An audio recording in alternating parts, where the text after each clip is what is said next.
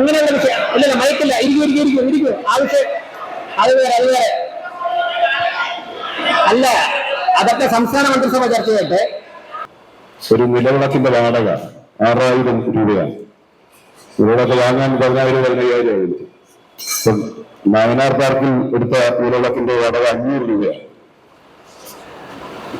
1500 പേർക്ക് ചായയും വടയും കൊടുക്കണമെന്ന് പറഞ്ഞപ്പോ ഒരു കുടുംബശ്രീ യൂണിറ്റ് തന്നെയുള്ളൂ, പണമൊക്കെ വ്യക്തിപരമായി കിട്ടുകയാണ്.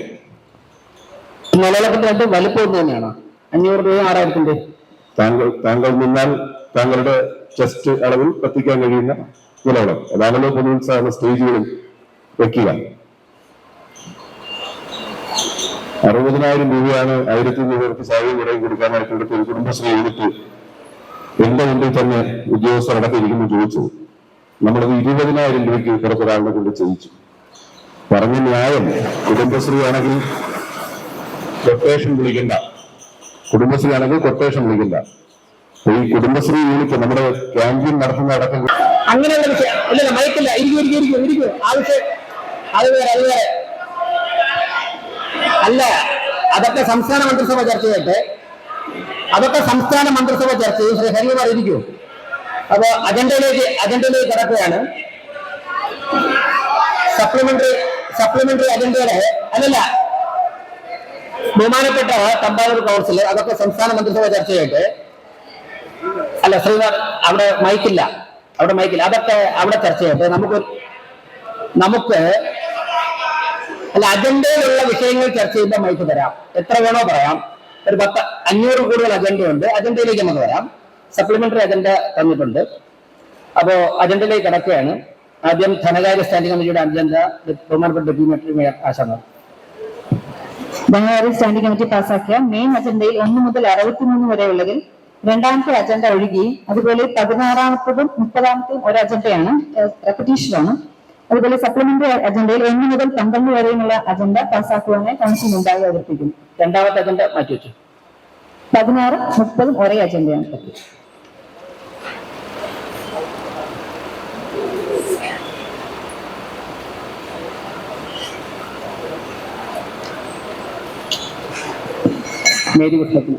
മേരി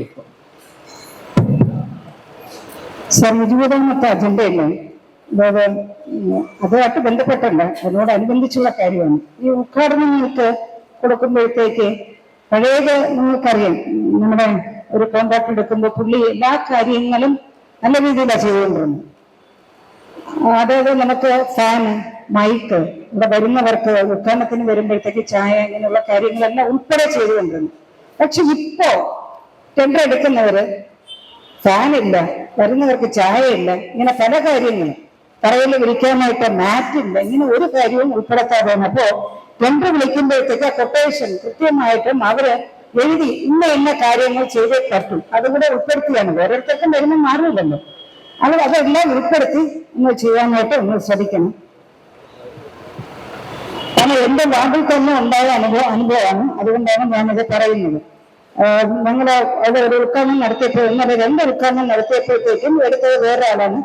പക്ഷെ അദ്ദേഹം ഈ പറഞ്ഞ കാര്യങ്ങളൊന്നും അതിൽ ഉൾപ്പെടുത്തിയിരുന്നില്ല. അതേസമയം അതിനു മുൻപേ ഉദ്ഘാടനം നടത്തിയപ്പോഴത്തേക്ക് ഇതെല്ലാം ഉണ്ടായിരുന്നു. അതെ, എമൗണ്ട് എല്ലാം ഒരുപോലെ വരികയും പക്ഷെ ഇത് സംഗതികൾ വരുമ്പോഴത്തേക്ക് കിട്ടാതിരിക്കുകയും ചെയ്യുന്നത് ശരിയല്ല. പിന്നെ അതുപോലെ നമ്മളൊരു മെയിൻ ബോർഡിന്റെ കാര്യം, അത് വേറെ പ്രശ്നം വരും.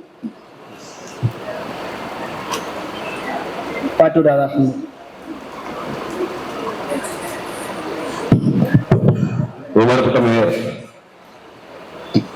ഈ ഇന്നത്തെ അജണ്ട സ്കാറ്റർ ചെയ്ത് തലയെടുത്തായി കിടക്കുന്നു. ഏതൊക്കെയാണ് ഈ മരാമത്തിന്റെ അനുമതി, അല്ലെങ്കിൽ ഫിനാൻസിന്റെ അനുമതി എന്നൊക്കെ കുറച്ച് കാര്യങ്ങൾ അവ്യക്തതയുണ്ട്. എങ്കിലിപ്പോ ശ്രീമതി മേരി പുഷ്പം തുടങ്ങി വെച്ച ചർച്ചയെ സംബന്ധിച്ച് തന്നെ ആദ്യം പറയാം.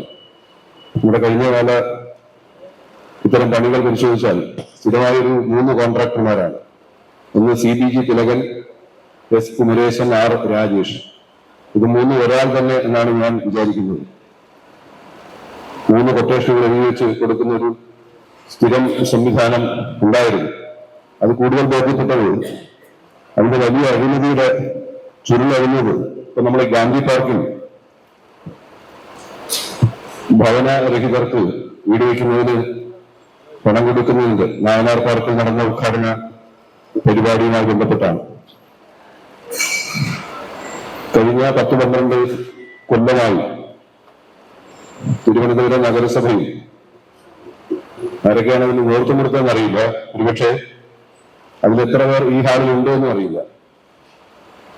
അന്വേഷിക്കേണ്ട, പരിശോധിക്കേണ്ട വലിയ അഴിമതി ഓരോന്നായി കണ്ടുകൊണ്ടിരിക്കുകയാണ്. അതിലൊന്നാണ് ശ്രീമതി മേരിപുഷ്പം തുടങ്ങി വെച്ച ഈ ചർച്ചയുടെ ഭാഗമായി പറയാനുള്ളത്. CBG തിലകനും S കുമരേശനും R രാജേഷും ഒരു നിലവിളക്കിന്റെ വാടക 6000 രൂപയാണ്. നിലവിളക്ക് വാങ്ങാൻ 14,000-15,000 ആയിരുന്നു. നായനാർ പാർക്കിൽ എടുത്ത നിലവിളക്കിന്റെ വാടക 500 രൂപയാണ്. 1500 പേർക്ക് ചായയും വടയും കൊടുക്കണമെന്ന് പറഞ്ഞപ്പോ ഒരു കുടുംബശ്രീ യൂണിറ്റ് തന്നെയുള്ളൂ, പണമൊക്കെ വ്യക്തിപരമായി കിട്ടുകയാണ്. നിലവിളക്കിന്റെ രണ്ട് വലിപ്പം തന്നെയാണോ? 500 രൂപ 6000-ന്റെ? താങ്കൾ നിന്നാൽ താങ്കളുടെ ചെസ്റ്റ് അളവിൽ കത്തിക്കാൻ കഴിയുന്ന നിലവിളക്ക്. അതാണല്ലോ പൊതുത്സാഹ സ്റ്റേജുകളിൽ വെക്കുക. 60,000 രൂപയാണ് 1500 പേർക്ക് ചായയും വടയും കൊടുക്കാനായിട്ട് എടുത്ത ഒരു കുടുംബശ്രീ യൂണിറ്റ് എന്റെ മുമ്പിൽ തന്നെ ഉദ്യോഗസ്ഥർ അടക്കിയിരിക്കുന്നു ചോദിച്ചത്. നമ്മളത് 20,000 രൂപയ്ക്ക് പുറത്തൊരാളിനെ കൊണ്ട് ചെയ്യിച്ചു. പറഞ്ഞ ന്യായം, കുടുംബശ്രീ ആണെങ്കിൽ കൊട്ടേഷൻ വിളിക്കണ്ട. ഈ കുടുംബശ്രീ യൂണിറ്റ് നമ്മുടെ ക്യാമ്പയിൻ നടത്തുന്ന അടക്കം കുടുംബശ്രീ യൂണിറ്റാണെന്ന് തോന്നുന്നു. നേരത്തെ അത് ഇന്ത്യൻ കോഫി ഹൗസ് ആയിരുന്നു. നിങ്ങളൊക്കെ പുറത്ത് റോഡിലൂടെ വെറുതെ പോകുമ്പോ ഇവിടെ കൗൺസിൽ റൂം അല്ലാതെ വഴിപോക്കരായി പോകുന്ന കയറി പിള്ളായി ചായ മസാജ് ഷേക്ക് പലതവണ കഴിച്ചിട്ടുള്ളത്. അത് എന്തിനിവിടെ നിന്ന് ഓടിച്ചു കിട്ടുമെന്ന് അറിയില്ല. പക്ഷെ ഇന്നത്തെ ക്യാമ്പയിൻ വ്യവസ്ഥകളിൽ ഞാനൊന്നും പറയേണ്ടതായിട്ടില്ലല്ലോ. അതുപോലെ ഈ ഫിനാൻസിന്റെ അനുമതിക്ക് വന്നിരിക്കുന്ന അജണ്ട നമ്പർ 13 ഒരു അഡ്വക്കേറ്റിന് 4,52,000 രൂപ വിവിധ കേസുകളിലായി ഫീസ്, പഴയ ഫീസാണ്. എന്റെ കാലാവധി കഴിഞ്ഞു പോകുന്നതിന് മുമ്പ് കൊടുക്കാൻ എന്തെങ്കിലും തടസ്സമായിരുന്നോ, അതോ കൊടുക്കുന്ന കാര്യത്തിൽ കഴിഞ്ഞ കൗൺസിലില് അഴിമതി നടത്തുന്നവരും അല്ലാത്തവരും തമ്മിലുള്ള യുദ്ധം ഉണ്ടായിരുന്നോ എന്നൊക്കെ പരിശോധിക്കേണ്ടതാണ്. അതോ ഈ ഒരു അഡ്വക്കേറ്റ് മാത്രമേ ഉള്ളൂ? അഡ്വക്കേറ്റ് പേര് സുമൻ ചക്രവർത്തി എന്നാണ്. വേറെ വക്കീലന്മാരുണ്ടോ ഇല്ലയോ എന്ന് അറിയില്ല. പിന്നെ ഞാൻ ഒരിക്കൽ ഇവിടെ ഈ ലോ ഓഫീസർ ഇല്ല എന്ന് പറഞ്ഞപ്പോ ഉണ്ട് എന്ന് പറഞ്ഞു. പക്ഷെ ഇതിനൊരു അജണ്ട ഒരു ലോ ഓഫീസറെ നിയമിക്കുന്നത് സംബന്ധിച്ചാണ്. ഒരു ലോ ഓഫീസറെ ഇപ്പൊ നിയമിച്ചതിന്റെ അനുമതി മേയർ മുൻകൂർ അനുമതി കൊടുത്തതിന്റെ അംഗീകാരത്തിനായിട്ടാണ്. പിന്നെ ഒരു അജണ്ട ഒരു 14 ലക്ഷം രൂപ, അതെനിക്ക് തോന്നുന്നു നേരത്തെ ഡെപ്യൂട്ടി മേയർ പറഞ്ഞു, ആവർത്തിച്ച് വന്നിരിക്കുന്നു.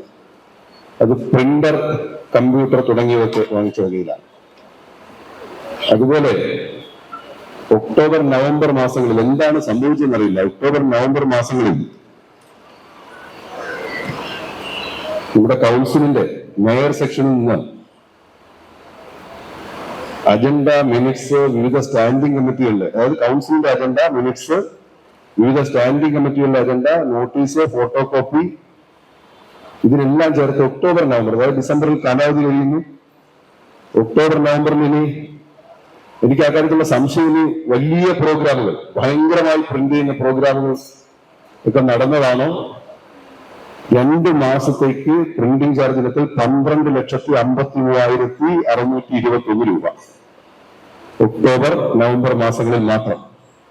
അതെല്ലാം ശരിയായി ആണെങ്കിൽ ഞാൻ പറഞ്ഞെടുത്ത് എന്റെ ധാരണ പ്രസംഗം ഒന്ന് സമ്മതിക്കാനും തയ്യാറാണ്.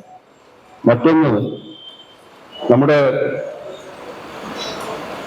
17ാമത്തെ അജണ്ട, അതിൽ പള്ളിത്തുറ വാർഡ്, പള്ളിത്തുറയിൽ ഏതാണ്ട് 1 ഏക്കറിലധികം സ്ഥലം കുറെ സ്വകാര്യ വ്യക്തികൾ വാങ്ങുന്നു.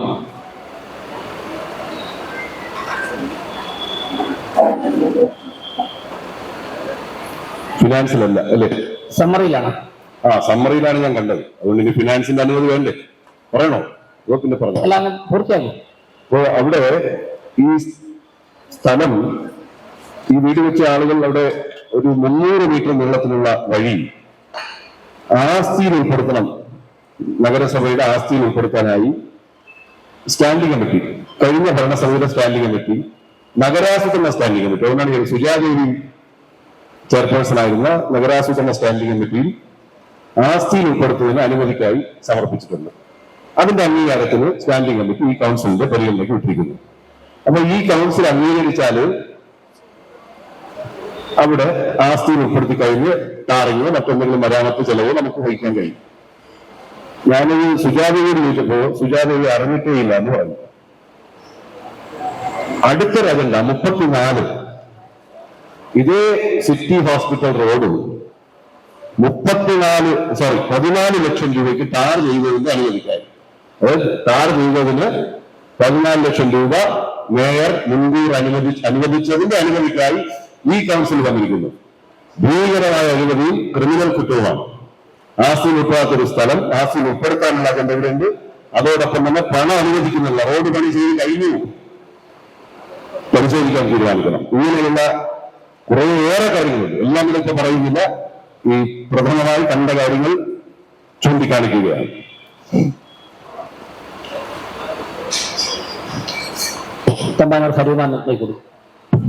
സാർ, അതുപോലെ തന്നെ നേരത്തെ രാധാകൃഷ്ണൻ പറഞ്ഞതുപോലെ ഈ അഡ്വക്കേറ്റ് സുമൻ ചക്രവർത്തിക്ക് 4,52,000 രൂപ അനുവദിക്കുന്നത് സംബന്ധിച്ച് രണ്ടാം പ്രദേശത്തിൽ മേയർ മുൻകൂട്ടി അനുവദിക്കില്ല. സാർ, ഇത്ര ഈ കേസുകൾ ആരൊക്കെയാണ് സാർ? ഇത് കേസ് ഏതൊക്കെയാണെന്ന്, എന്ത് കേസാണെന്നൊക്കെ നമുക്ക് അറിയണ്ടേ സാർ? അത് അറിയുന്നൊരു സംവിധാനം വേണ്ടേ സാർ? അതുപോലെ തന്നെ നമ്മൾ ഒരുപാട് BJP-യും UDF ഒക്കെ കഴിഞ്ഞ കാലത്ത് CPM പുറംപാടിൽ നിയമനത്തിൽ കൂടെ നിയമനം നടത്തിയത് ഇത് നമ്മൾ സമരം ചെയ്തവരാണ്. ഈ വീണ്ടും ഇത് പലതും ഇങ്ങനെ നീട്ടി കൊടുക്കുന്നതിന് വേണ്ടി വീണ്ടും കൗൺസിലിൽ വന്നുകൊണ്ടിരിക്കുന്നത്. അതിനെക്കുറിച്ച് കൂടി ചർച്ച ചെയ്യുന്നതാണ്. നമ്മളെല്ലാം സമരം ചെയ്തവരില്ലേ പുറംപാടിൽ നിയമനത്തിനെതിരെ? പലരും PHL ഇപ്പോഴും സെക്രട്ടറി മുമ്പ് സമരം നടക്കുന്നു. എംപ്ലോയ്മെന്റ് ആയിരക്കണക്കിന് ആൾക്കാർ പേര് രജിച്ചിരിക്കുന്നു. അവരൊക്കെ ഒന്നും ജോലി ഇല്ലാതിരിക്കുമ്പോൾ ഇവിടെ പുറംപാടിൽ കൂടെ നിയമനം നടത്തിയവരെ വീണ്ടും നീട്ടി കൊടുക്കുന്നതിന് വേണ്ടി നമ്മൾ സംവിധാനം ഒരുക്കിക്കൊണ്ടിരിക്കുന്നു. അതിനെ വ്യക്തിയുക്തം ഞാൻ ഇവർക്ക് കേൾക്കാം. സർഹരിയൊന്നും പറഞ്ഞു തന്നെ ഒന്ന് കൂട്ടിച്ചേർക്കാനുണ്ട്. നമ്മുടെ കഴിഞ്ഞ പ്രാവശ്യത്തെ കേസൊക്കെ എൻ്റെ ഒരു കാശൊന്നും അടക്കമില്ല സാറ്. ഒരു കേസ് തീർക്കാൻ തന്നെ അവിടെ അടയ്ക്കാനായിട്ട് ക്യാഷ്, വക്കീലിന് ക്യാഷ്, ഇതെല്ലാം കൂടെ വരുമ്പോൾ എന്തെങ്കിലും കോർപ്പറേഷന് ചെയ്യാൻ പറ്റുമോ എന്നൊന്ന് ആലോചിച്ചാൽ കൊള്ളാം. കഴിഞ്ഞ പ്രാവശ്യത്തെ നമ്മുടെ എല്ലാ കേസുകളും അതൊന്ന്. പിന്നെ നമ്മുടെ നമ്പർ 4 അതിൽ PSC വഴിയോ എംപ്ലോയ്മെന്റ് എക്സ്ചേഞ്ച് വഴിയോ നിയമനം നടത്തുന്നത് വരെ താല്പര്യമുള്ള റിട്ടയർഡ് നഴ്സറി സ്കൂൾ ടീച്ചർമാരെ ദിവസവേതന അടിസ്ഥാനത്തിൽ നിയമിക്കുന്നതാണ്. സാർ, ഇന്ന് പഠിച്ച് ജോലിയില്ലാതെ ഒരുപാട് ചെറുപ്പക്കാര് വെറുതെ നിൽക്കുമ്പോഴത്തേക്ക് വീണ്ടും ഗവൺമെന്റ് ജോലി കിട്ടി പെൻഷൻ വാങ്ങുന്നവരെ തന്നെ നിയമിക്കുന്നതിനോട് വാസ്തവത്തിൽ അതെതിരല്ല സാർ. ഇന്ന് ചെറുപ്പക്കാർ ഒരുപാട് പേര് ജോലിയില്ലാതെ +2 എഴുതി ഒന്നുമില്ലാതെ അറിഞ്ഞു നടക്കുമ്പോഴത്തേക്ക് സ്കൂൾ ടീച്ചർ തസ്തികയിൽ വിരമിച്ച ഒരാൾക്കാണ് കൊടുത്തിരിക്കുന്നത്. തീർച്ചയായിട്ടും അതൊരു ഒന്ന് പുനഃപരിശോധിക്കണം സാർ. എടുത്ത് സമ്മാനദണ്ഡം നോക്കിയിട്ട് അർഹതപ്പെട്ട ചെറുപ്പക്കാർക്ക് കൊടുക്കും.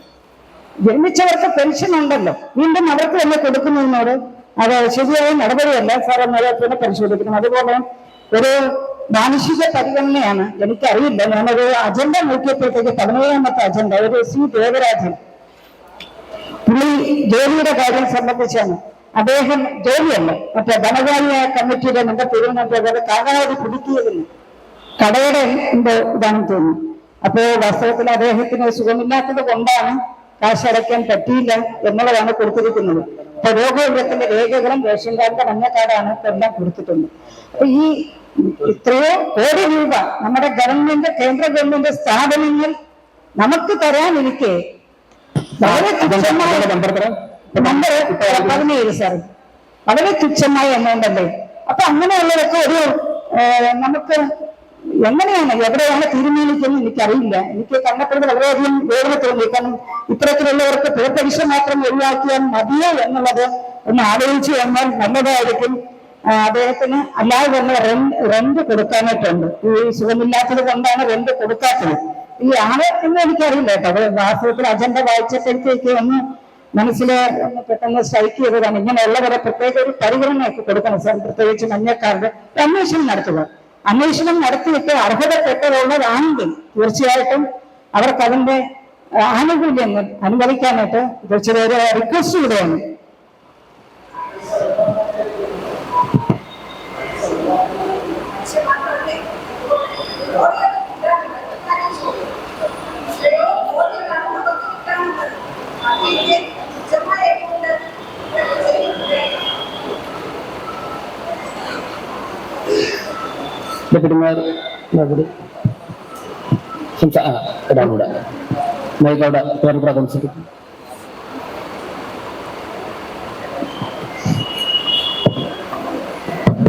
ഇപ്പൊ തന്നെ അജണ്ടയില് 14 നമ്പർ തിരുവനന്തപുരം നഗരസഭ അയ്യങ്കാളി നഗര തൊഴിലുറപ്പുമായി ബന്ധപ്പെട്ട അതിന്റെ ഒരു പേരൊക്കെ വാർത്ത ഉൾപ്പെടുത്തിയിട്ടില്ല. കാരണം 23-ാമത്തെ വാർഡ് കഴിഞ്ഞ് അതിൽ 25-ാമത്തെ വാർഡാണ്. ഇപ്പൊ തന്നെ സപ്ലിമെന്റ് ചെയ്യുന്നത്.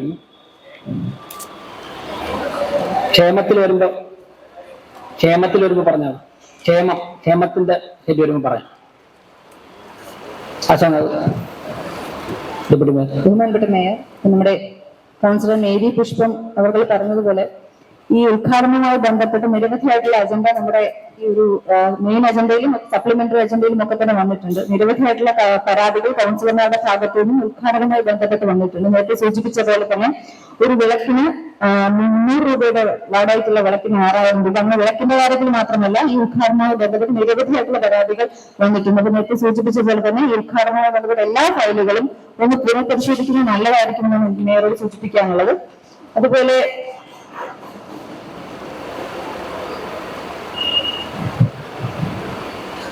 17-ാമത്തെ അജണ്ട മേരി കൃഷ്ണ അവർ പറഞ്ഞ 17-ാമത്തെ അജണ്ട അത് നമ്മള് പിഴ പലിശ ഒഴിവാക്കാൻ തന്നെയാണ് തീരുമാനിച്ചിരിക്കുന്നത്. ബാക്കി നമുക്ക് നോക്കാം. ബാക്കി എന്തായാലും നമ്മുടെ കമ്മിറ്റി എന്തായാലും ചർച്ച ചെയ്ത് ബാക്കി എന്താണെങ്കിലും നമുക്ക് തീരുമാനിക്കാം. അതുപോലെ നഴ്സറി സ്കൂൾ ടീച്ചറിന്റെ കാര്യം അത് മുൻ മേയർ കൊടുത്ത ഒരു ഇതാണ്. നമുക്ക് എന്തായാലും അതൊരു പരിശോധന വേണമെങ്കിൽ മുൻ മേയർ ഒരുപാട് ഇതുപോലത്തുള്ള മുൻകൂർ അനുമതിയൊക്കെ കൊടുത്തിട്ടുണ്ട്. നമുക്കതെല്ലാം തന്നെ പരിശോധനയ്ക്ക് വിധേയമാക്കേണ്ടതാണെന്ന് മുൻ മേയർ കൊടുത്ത് എല്ലാം പരിശോധിക്കാൻ നമ്മൾ 10 ഉണ്ടാക്കുന്നതിൽ ഇഷ്ടമുണ്ടായിരുന്നുണ്ടെങ്കിൽ നമുക്ക് ആലോചിക്കാം. അല്ല അതൊരു ഭരണസമിതിക്ക് ഒരിക്കലും സാധിക്കില്ല. ഇത് സാധൂകരണം മാത്രമാണ് നമുക്ക് വന്നിട്ടുള്ളത്. മുൻ മേയർ അപ്പോയിന്റ് ചെയ്താണ് സാധൂകരിക്കുക എന്നുള്ള വിഷയം മാത്രമാണ്. അപ്പൊ അത് എന്തെങ്കിലും സൂചിപ്പിച്ചല്ലോ മേയർ. ഒരു മിനിറ്റ് രാഷ്ട്രീയ എന്തുകൊണ്ട് പറഞ്ഞു. അല്ല, ഇത് പൊതുവിൽ പാസ്സാക്കി പോയാൽ വലിയ അപകടത്തിലേക്ക് എത്തും. 17, 34, 35 ഒരു കാരണവശാലും പാസ്സാക്കാൻ കഴിയില്ല. സൂക്ഷ്മമായ പരിശോധന നടക്കാതെ 17, 34, 35. പിന്നെ കുറെ ആളുകളെ കുടുംബശ്രീ എന്നൊക്കെ പറഞ്ഞ് ജോലിയിൽ പ്രവേശിപ്പിച്ച് അവരുടെ എക്സ്റ്റൻഷൻ 6 മാസമൊക്കെ എക്സ്റ്റെൻഡ് ചെയ്ത് കൊടുക്കുന്നതിനുള്ള അവിടെയായിട്ടുണ്ട് കുറെ വകുപ്പുകൾ. DTP ഓപ്പറേറ്റർമാർ, മറ്റു അർഹരായവർ, മാനുഷിക പരിഗണനയോടെ ആരെങ്കിലും പഠിപ്പിക്കുന്നതിന് ഞാൻ എതിരൊന്നുമല്ല. പക്ഷേ എനിക്കറിയാവുന്ന ഒരാൾ കുടുംബശ്രീയേ അല്ല, കുടുംബശ്രീയുടെ നോംസ് പാലിച്ച യൂണിറ്റ് നടത്താത്തതിന് ഇലക്ഷൻ പോലും പങ്കെടുക്കാൻ കഴിയാത്ത ആളുകളെയും തുടരാൻ വെച്ചിരിക്കുന്നു. ഇങ്ങനെ കുറേയേറെ പല വാർഡുകളിലും സംസാരിച്ചപ്പോ ഈ നമ്മുടെ വെൽനസ് ക്ലിനിക്കുകളും മറ്റു ചില പ്രൊജക്ടുകളിലൊക്കെ ഇതെല്ലാം ഒരു പരിശോധന വേണം. അർഹരാണെങ്കിൽ ദീർഘകാലമായി ജോലി ചെയ്യുന്നവർ എക്സ്റ്റെൻഡ് ചെയ്ത് കൊടുക്കേണ്ടതാണ്. അവരുടെ സേവനം ഇല്ലാതെ ആ സെക്ഷൻ ആ വിഭാഗം പ്രവർത്തിച്ച് പോകില്ല. അവരുടെ എക്സ്പീരിയൻസ് ഉപയോഗപ്പെടുത്തണമെങ്കിൽ വേണം, അല്ലെങ്കിൽ പരിശോധന നടത്തണം. 6 മാസത്തേക്ക് എക്സ്റ്റൻഷൻ എന്ന് പറയുന്നതിന് അങ്ങനെ കോമൺ ആയി ചെയ്യരുത് എന്നാണ് ആ കാര്യത്തിൽ പറയാനുള്ളത്. MR വേഗം കഴിഞ്ഞിട്ട് ശ്രീമാണ് MR ആദ്യം ചോദിച്ചു. MR കഴിഞ്ഞിട്ട് ശ്രീ. ബഹുമാനപ്പെട്ട മേയർ ശ്രീ പാട്ടൂർ രാധാകൃഷ്ണൻ സൂചിപ്പിച്ച വിഷയത്തെ സംബന്ധിച്ച് ഹെൽത്ത് കമ്മിറ്റിയിലും അത്തരം ആക്ഷേപങ്ങൾ നിരവധിയായിട്ട് വന്നിട്ടുണ്ട്.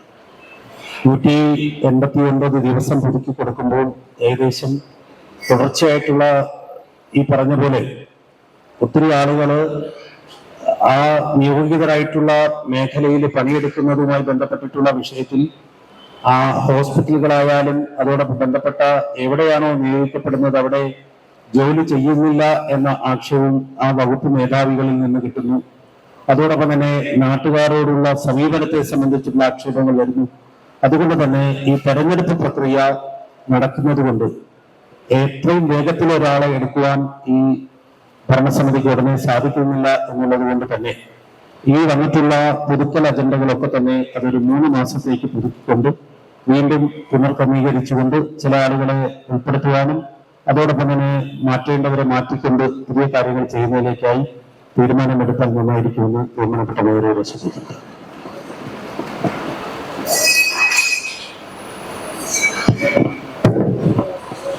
സാർ, ഈ അജണ്ടകൾ നിലവിലുള്ള ഭരണസമിതിയുടെ അജണ്ടകളായി മാത്രമാണ് ഞങ്ങൾ കാണുന്നത്.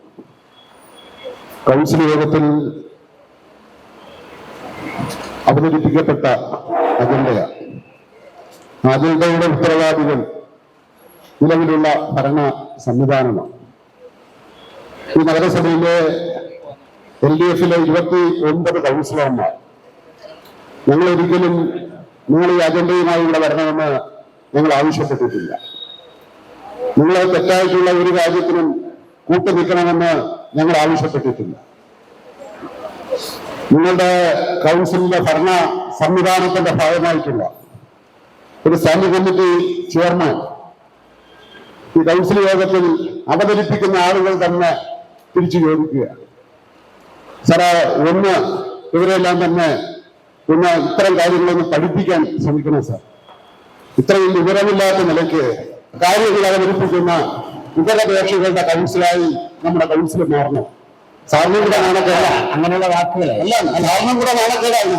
ബഹുമാനപ്പെട്ട മേയർക്ക് കൂടി അങ്ങനെയുള്ള വാക്കുകൾ ഉപയോഗിക്കാതിരിക്കുന്നത് നമ്മളെല്ലാവരും ജനങ്ങളെ തെരഞ്ഞെടുക്കുകയാണ്. പിൻവലിക്കുന്നു. പക്ഷെ ഒരു മാന്യമായി ഭരണ സംവിധാനത്തിന്റെ ഭാഗമായി നിൽക്കുന്ന ആളുകൾ അതിനെ സംബന്ധിച്ച് വീണ്ടും നിങ്ങൾ അവതരിപ്പിച്ച അജണ്ടയുടെ സംശയം ഈ കൗൺസിലിൽ ആവർത്തിക്കുക. നിങ്ങളെ ഉദ്ഘാടനത്തിന് വേണ്ടി നിലവാക്കിന് 300 രൂപയ്ക്ക് കിട്ടുമായിരുന്നെങ്കിൽ ആ അജണ്ട ബന്ധപ്പെട്ട കമ്മിറ്റി പാസ്സാക്കണ്ടല്ലോ. ഫിനാൻസ് കമ്മിറ്റിയുടെ ചെയർപേഴ്സൺ ആണല്ലോ ഡെപ്യൂട്ടി മേയർ. അങ്ങനെയുള്ള അജണ്ടകൾ നിങ്ങൾക്ക് കമ്മിറ്റിയിൽ തന്നെ നിങ്ങൾക്ക് ഭൂരിപക്ഷമുണ്ടല്ലോ. നിങ്ങളെ പാസ്സാക്കാതെ നിങ്ങൾ ഈ കൗൺസിലിൽ കൊണ്ടുവന്ന് ഇത്തരം ചർച്ചകൾ ഉണ്ടാക്കുന്നത് ജനാധിപത്യ സംവിധാനത്തിന് യോജിച്ചതാണോ? അങ്ങയെപ്പോലൊരാള്, അങ്ങയെ ഞാൻ മാന്യനായിട്ടാണ് കാണുന്നത്. അങ്ങയുടെ രാഷ്ട്രീയ ഭാഗം ഞാൻ മാറ്റി നിർത്തിക്കൊണ്ട് വളരെ മാന്യമായിട്ടാണ് അങ്ങ് ഈ കൗൺസിലിൽ പെരുമാറുന്നത്. പക്ഷെ ഇത്തരം കാര്യങ്ങളെല്ലാം തന്നെ ഈ കൗൺസിലിൽ വന്നപ്പോൾ ബഡ്ജറ്റ് ചർച്ചക്കിടയിലും ഇത്തരം വളരെ മോശമായിട്ടുള്ള രീതി ഇത്തരം ആളുകൾ സൂചിപ്പിച്ചിട്ടുണ്ടായിരുന്നു. ആ സമയത്ത് പോലും ഇത്തരം കാര്യങ്ങളെ തിരുത്താനോ വിലക്കാനോ അങ്ങ് തയ്യാറായില്ല എന്നുള്ളതാണ് ഏറ്റവും ഗൗരവമായിട്ടുള്ള വിഷയം. ഈ കാര്യത്തിൽ വളരെ ഗൗരവമായി തന്നെ LDF-ന്റെ കൗൺസിലർമാർ എന്നുള്ള നിലയ്ക്ക് നിങ്ങൾ പ്രതിഷേധിക്കുകയാണ്. നിങ്ങളിവിടെ കൊടുത്തിട്ടുള്ള തിലകൻ കൊടുത്തിട്ടുണ്ടെങ്കിൽ കൊടുക്കണ്ട. തിലകന് ഇത് പാസ്സായി കൊടുക്കാൻ ഞങ്ങൾക്ക് എന്ത് നിർബന്ധം? അതിന്റെ ഉത്തരവാദിത്വമൊന്നും LDF-ന്റെ കൗൺസിലർമാരായിട്ടുള്ള ഞങ്ങളെ സംബന്ധിച്ചില്ല എന്നുള്ള കാര്യം നിങ്ങൾ തിരിച്ചറിയേണ്ടതാണ്. നിങ്ങൾ ഉദ്യോഗസ്ഥന്മാർ ഇതുമായി ബന്ധപ്പെട്ട് തിരുവനന്തപുരം നഗരസഭയിൽ അതിന്റെ സംവിധാനമുണ്ടല്ലോ, ആ സംവിധാനം നിങ്ങൾ ഉപയോഗപ്പെടുത്താൻ മനസ്സിലാക്കാനെങ്കിലും ശ്രമിക്കുക എന്നുള്ളതാണ് അത് സംബന്ധിച്ച് സൂചിപ്പിക്കാനുള്ളത്. മറ്റൊരു കാര്യം എനിക്ക് പറയാനുള്ളത്, ഈ 179 ദിവസം എക്സ്റ്റെൻഡ് ചെയ്യുന്നതിനെ സംബന്ധിച്ച് അങ്ങ് ഈ അജണ്ടയിൽ സൂചിപ്പിച്ചല്ലോ. അതെടുത്തുകൊണ്ട് ചില ആളുകൾ ചർച്ച ചെയ്തല്ലോ. നഗരസഭയുടെ 10-20 വർഷക്കാലത്ത് 20 വർഷം വരെ ദിവസക്കൂലിക്ക് പണിയുന്ന ആളുകൾ ഇവിടെ ഉള്ളതാണ്. ഡ്രൈവർമാർ തൊട്ട് നിലവിലുള്ള ആയിരക്കണക്കിന് ആളുകൾ നഗരസഭയിൽ ഈ രൂപത്തിൽ പണിയെടുക്കുന്നവരാണ്. അവർക്ക് 179 ദിവസം കഴിയുമ്പോൾ സ്ഥിരമായി നമ്മൾ പാസാക്കി കൊടുക്കുന്ന കാര്യം അറിയാവുന്ന MR ഗോപനും ഗിരിയുമെല്ലാം തന്നെ തിരിച്ചറിയാവുന്ന ആളുകളാണ്. അതിനെ സംബന്ധിച്ചുള്ള കാര്യം കൂടി സാർ എന്ന് അവരെ ബോധ്യപ്പെടുത്താൻ തയ്യാറാവണമെന്നുള്ള രീതിയിലാണ് ഈ കാര്യം എനിക്ക് സൂചിപ്പിക്കാനുള്ളത്. ആരെങ്കിലും രാധാകൃഷ്ണനും ദീപക് വൈകിട്ട് നമുക്ക് ചുരുക്കാം. രാഹി പറയാം. അല്ല, എല്ലാ കാര്യങ്ങൾക്കും ആരും ഒന്നും പറയരുത്. നമുക്ക് എല്ലാ കാര്യത്തിലും എല്ലാം പറയാൻ തന്നെയാണ് തീരുമാനിച്ചിട്ടുള്ളത്. പള്ളിക്കര വാർഡിനെ സംബന്ധിച്ച് പറഞ്ഞതിൽ ഇദ്ദേഹത്തിന് എന്തൊരു ചുരുക്ക്. പള്ളിക്കര വാർഡിൽ ആസ്തി ഉൾപ്പെടുത്താൻ വന്നത് തന്നെ വീണ്ടും വന്നല്ലോ. അവിടെ പണിയുടെ 14 ലക്ഷം രൂപയുടെ കണക്കിൽ എന്റെ പ്രശ്നം, നിലനിൽക്കുന്ന കണക്കിൽ ഇന്ന പ്രശ്നം. എവിടെയാണ് പറഞ്ഞത് അപാകത? എന്ത് വിവരക്കേടാണ് പറഞ്ഞത്? ഒരു വക്കീലിന് മാത്രം അതിനെന്തോ 10 കിട്ടിയിട്ടുണ്ടോ? 4,52,000 കൊടുക്കാൻ. കഴിഞ്ഞ 10-12 കൊല്ലം നടന്നത് മഞ്ഞ് മലയുടെ അഗ്രം പോലെ ചെറുതായി വന്നപ്പോൾ തന്നെ വെട്ടി വളർന്ന് ബഹളമുണ്ടാക്കിയാണ്. ഏത് പുസ്തകത്തിന് എണീറ്റത് മറുപടി പറയല്ലോ. പിന്നെ മറുപടി ഉണ്ടാക്കി എന്ത് പറയാൻ? ഈ ഞാൻ പറഞ്ഞത് എവിടെയാണ് അപാകത? ഏത് അധികാര കാര്യത്തിൽ തർക്കമുണ്ടെങ്കിൽ മറുപടി. ആസ്തി ഉൾപ്പെടുത്താത്ത സ്ഥലം ആസ്തി ഉൾപ്പെടുത്താൻ ഒരു കൗൺസിൽ വരുന്നു. അവിടെ റോഡ് ടാറിയത് കഴിഞ്ഞു. അതിന്റെ പണം കൊടുക്കാൻ വന്നാൽ അതിനെക്കുറിച്ച് പറയണ്ടേ? എങ്ങനെ പറയാതിരിക്കും? ഞാൻ പറഞ്ഞത് എവിടെയാണ് മോശമായി വിവരമില്ലാത്തത് പറഞ്ഞത്? എന്നെ അങ്ങനെയൊക്കെ പറഞ്ഞത് കുഴപ്പമൊന്നുമില്ല. ഞാനൊരു സീനിയർ എന്ന് പറഞ്ഞാൽ ഒരു തവണ കൗൺസിലറായി 10 തവണ മേയറായിരുന്ന ഒരാളാണ്. പ്രായം കൊണ്ടും മുതിർന്ന ആളാണ്, മുതിർന്ന പൊതുപ്രവർത്തകനാണ്. ആ കാര്യത്തിൽ പറഞ്ഞോളൂ, ഇഷ്ടംപോലെ പറഞ്ഞോളൂ. പക്ഷെ ഞാനീ പറഞ്ഞ കാര്യങ്ങൾ ഉറച്ചു നിൽക്കുന്നു. ഇതെല്ലാം പരിശോധിച്ച് തന്നെയാണ് പറഞ്ഞത്.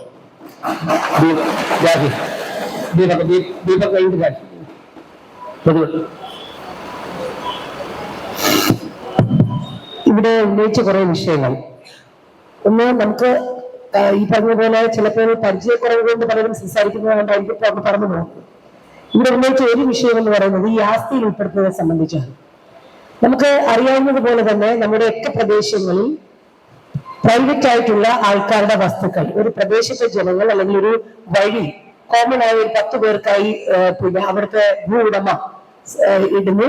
അത് തിരിച്ചു കുറേ നാളുകൾക്ക് ശേഷം ആ റോഡ് മാറ്റാൻ വേണ്ടി അവിടെ ഇലക്ട്രിസിറ്റി വലിക്കണം, അതോടൊപ്പം സീവേജും ഡ്രെയിനേജ് സംവിധാനങ്ങൾ ഉണ്ടാവണം, കുടിവെള്ളം ഉണ്ടാവണം, സ്വാഭാവികമായി റോഡ് വൃത്തിയാകണം. അവരെല്ലാവരും കൂടെ സറണ്ടർ ചെയ്യും. അത് ആസ്തിയിലേക്ക് ഉൾപ്പെടുത്താൻ വേണ്ടി ആ പൊതുജനങ്ങളെല്ലാം കൂടെ ചേർന്ന് പ്രൈവറ്റായി അവരുടെ ഭൂമി അല്ലെങ്കിൽ അവർ കരമെടുക്കുന്ന വസ്തു അത് സർക്കാർ അല്ലെങ്കിൽ കോർപ്പറേഷന്റെ ആസ്തിയിലേക്ക് ഉൾപ്പെടുത്താൻ ഞങ്ങൾ തയ്യാറാണ് എന്ന് അവരൊരു കത്ത് തന്നാൽ ആ കത്തിന്റെ അടിസ്ഥാനത്തിൽ സ്വാഭാവികമായി നമ്മുടെ ആസ്തിയിലേക്ക് ഉൾപ്പെടുത്തും. ഇനി ഇവിടെ സൂചിപ്പിച്ച 2 അജണ്ടകളിലെ ഒരു കോൺട്രഡിക്ഷൻ ആണ്. ഒന്ന്, ആസ്തിയിൽ ഉൾപ്പെടുത്താനായി വരുന്നു, അതോടൊപ്പം ടെൻഡർ ചെയ്യുന്നു. കഴിഞ്ഞ ഒരു 6 മാസം നടന്ന ഒരു പ്രോസസ് ആയിരിക്കാം സംവിധാനം. സ്വാഭാവികമായി പൊതുജനങ്ങളുടെ ആവശ്യമാണ്. ഒരു ജനപ്രതിനിധി എന്നുള്ള രീതിയിൽ ആ ആവശ്യത്തിനനുസൃതമായി അവരുടെ റിക്വസ്റ്റ് സ്വീകരിച്ച് ഫയലിൽ കൊടുത്തു. അതിന്റെ പ്രോസസ് നടന്നുകൊണ്ടിരിക്കെ തന്നെ സംവിധാനത്തിലേക്ക് ടെൻഡർ അല്ലെങ്കിൽ നടപടികളിലേക്ക് പോകുന്നു. അവിടെ എസ്റ്റിമേറ്റ് എടുക്കുന്നു, ടെൻഡർ ചെയ്യുന്നു, അതിനനുസരിച്ച് വർക്ക് എക്സിക്യൂട്ട് ചെയ്യുന്നു. വർക്ക് എക്സിക്യൂട്ട് ചെയ്തു കഴിഞ്ഞാൽ അതിനകത്ത് എഞ്ചിനീയർ വിഭാഗം ആ ഫണ്ട് കൊടുക്കാനുള്ള സംവിധാനം ഉണ്ടാകും. അതിനുള്ള ഫയൽ എവിടെ വന്നു. ഇതിനകത്ത് വേറെ അഴിമതി ഉണ്ട് എന്നൊക്കെ പറഞ്ഞാൽ അതൊന്നും കൂടെ പരിശോധിക്കണം. അങ്ങനെ ഒരു അഴിമതിയല്ല.